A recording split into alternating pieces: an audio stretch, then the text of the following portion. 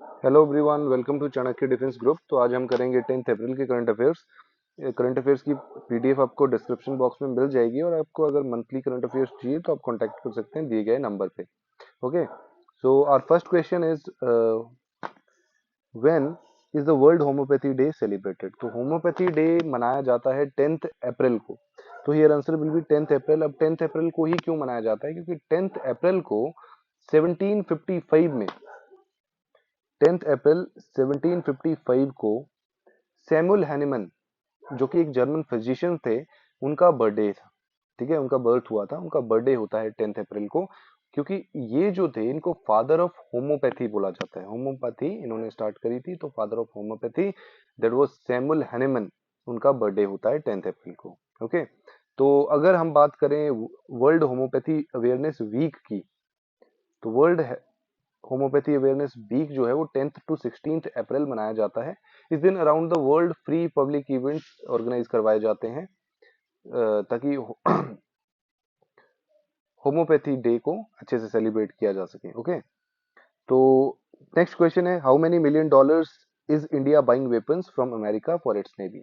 यानी अमेरिका से India navy के लिए वेपन्स ले रहा है, तो कितने डॉलर के ले रहा है? तो ये 300 मिलियन डॉलर के हथियार यूएस से ले रहा है इंडिया फॉर नेवी। उसमें से कौन कौन से इंपॉर्टेंट हथियार हैं, वेपन्स हैं? जैसे hellfire missile for MH-60 Romeo multi role helicopters की।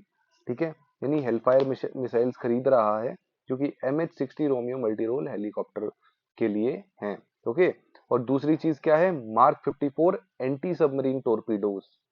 Okay, now question number 3 is the World Bank has reduced India's growth rate for the financial year 2024 from 6.6% to how much?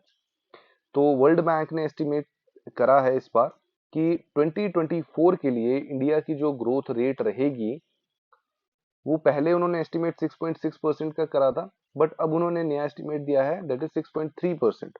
यानी कि हमारी growth rate जो है वो घटेगी 2024 में according to world bank. World bank ने रीजंस भी दिए हैं, जैसे कि slow consumption growth, external conditions, rising borrowing cost, slower income growth. तो ये सब रीजंस हैं जिसकी वजह से हमारा ग्रोथ रेट जो है इंडिया का वो डिक्रीज हो जाएगा, 6.3% रह जाएगा। ओके, ये सिर्फ एस्टिमेट है वर्ल्ड बैंक के। Now who has recently launch the Sagar Setu mobile app for continuous development in the national chemical manufacturing portal. तो ये national capital chemical manufacturing portal नहीं होगा, इट विल बी NLP। ये थोड़ा सा गलत लिखा है, NLP national logistic portal marine. Okay, national logistic portal की बात यहाँ हो रही है।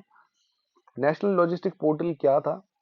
इट वॉज या इट इज, अभी भी है ये, it is real time monitoring system of containers and ships.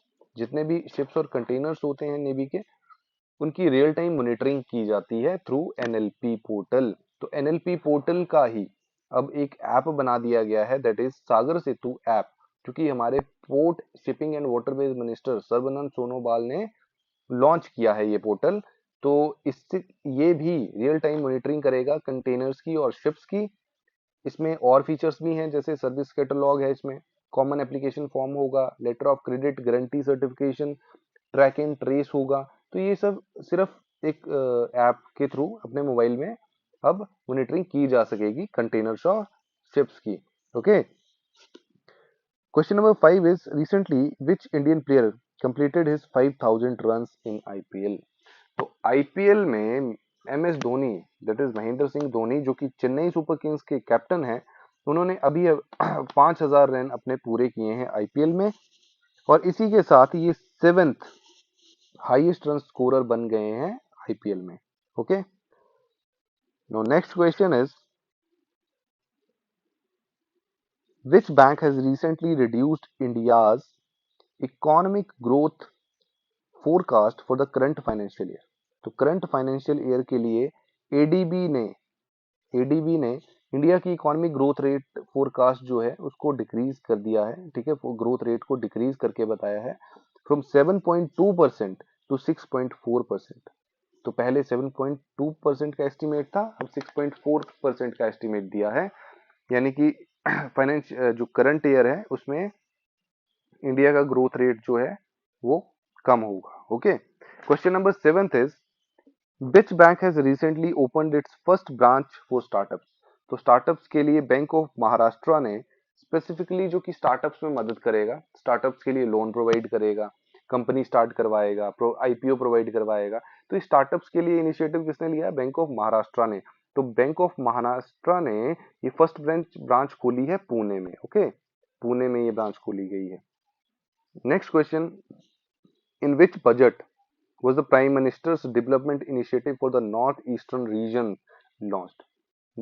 तो ये prime minister development initiative for north eastern region जो है, इसको पीएम डिवाइन भी कहा जाता है।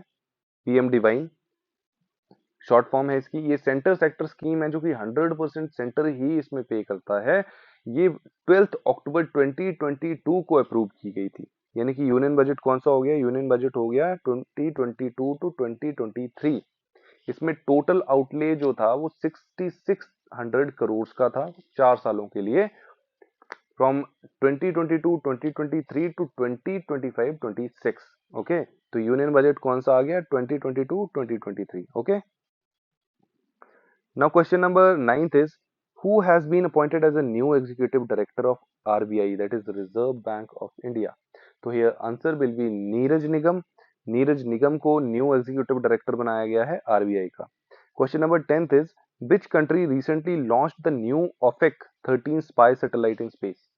तो ये सैटेलाइट जो है, स्पाई सैटेलाइट है, ये इजराइल ने लॉन्च करी है and it is meant to provide advanced intelligence capabilities to Israel military and intelligence services।